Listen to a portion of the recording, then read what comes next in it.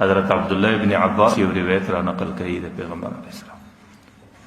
پیغمبر علیه السلام به همیشه موږ ته ویل چې زما په امت کې که دا کارونه زیات ښکاره سي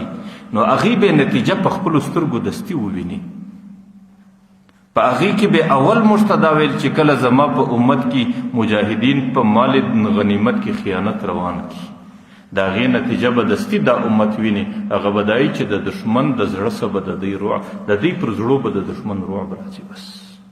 بیا به دشمن د ده څه بیریږي نه، بیا به دشمن پر ده باندې دلاور وي، بیا به دشمن ده ته د یو وړې ګولې په شکل باندې ګوري، بیا به د دشمن په مقابل کې دی داسې سپکي لکه د اوبو زګ، بیا به د دشمن په مخ کې دی داسې سپکي لکه د پراړه کانۍ چې اوبو پر سر باندې اخیستي، بیا به د دشمن په مقابل کې دی د خپل اختیار زندگی نسی تیرولی. چې کله په مسلمانانو کې په غنیمت کې خیانت رالی بیا خو به د دشمن د زړو څه د دوی رعب ختمیږي او د دشمن رعب به د دوی پر زړو باندې زیاتیږي.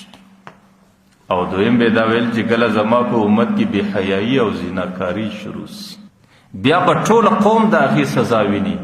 هغه به دا چې پر قوم به ناوله د بیمارۍ راځي، ناجوړی به راځي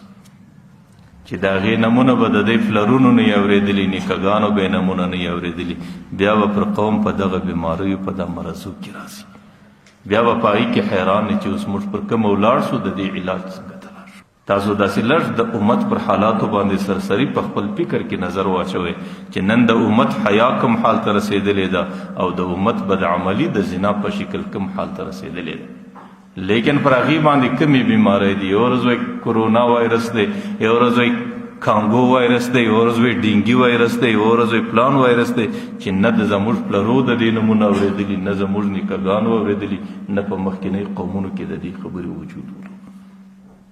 نه پیغمبر علیه السلام 1400 کاله مخکې ویلي دي چې کله په قوم کې دغه شی زیات سي نو بیا به د هغې نتیجه امت په دغه شکل باندې وي. او دریم به حضرت عبدالله ابن عباس وی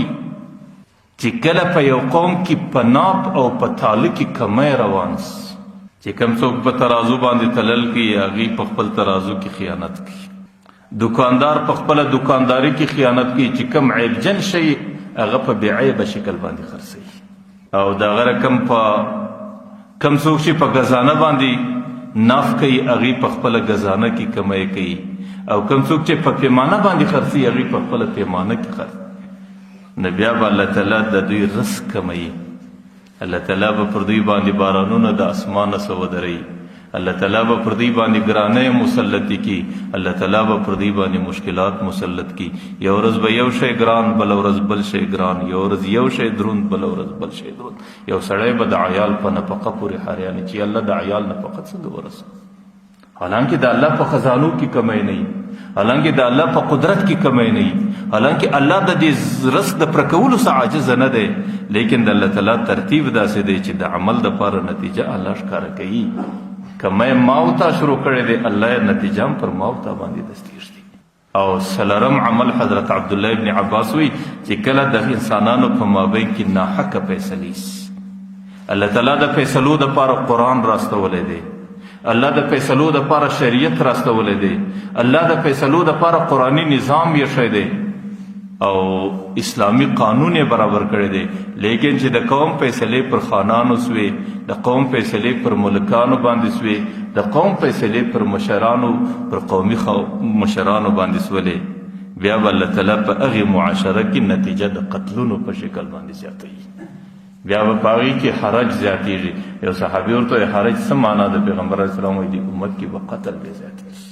چې کله فیصلې د شریعت څخه ولاړې، فیصلې د قرآن څخه ولاړې، فیصلې د اسلامي نظام څخه ولاړې، بیا به هغه قوم دا نتیجه ویني چې هغې قوم کې به قتلونه ضرور زیاتېږي. او حضرت عبدالله ابن عباس آخرنی شی پیغمبر علیه السلام به موږ ته ویل چې کله په یو قوم کې وعده خلافي شروع سي، یو د بل د وعدې خیال نه ساتي او د وعدې څه رعایت نه کېږي، نو د هغې نتیجه به الله تعالی په دې قوم کې بیا دا ویني چې بیا به دې قوم باندې الله تعالی دشمن مسلط کړي، د دې قوم اختیار او واګې او ملونې به د بل په لاس. نن د مسلمان قوم ملونې او اختیار د چا په لاس دي؟ نن تاسو د مسلمانانو هغه مقدس مقامات وګورئ، د مکې اختیار د چا په لاس دی، د مدینې اختیار د چا په لاس دی. نن د مسلمانانو د مقدساتو اختیار د چا په لاس دی، نن د مسلمانانو د عباداتو اختیار د چا په لاس دی. د هغې وجه څه ده؟ مسلمان کې وعده خلافي زیاته ده، مسلمان د وعدې مخالفت کوي او مسلمان د وعدې رعایت نه ساتي. او پیغمبر علیه الصلاة والسلام 1400 کاله دا ویلي ده، مخکې ویلي دي چې د دې قوم اختیار به بیا نورو قومونو له په لاس ورځي. نو مقصود می دا ده چې پیغمبر علیه الصلاة والسلام هغې علاماتو کې اوله علامه دا لیکلې ده چې کله مال غنیمت دی، د مسلمانانو بیت المال دی، د مسلمانانو قومي خزانه ده، په هغې کې خلک د ذاتي دولت په شان تصرفات کوي، نو بیا خو دا د فتنو زمانه پر دې امت بلل کیږي. صراط الاسلام اداره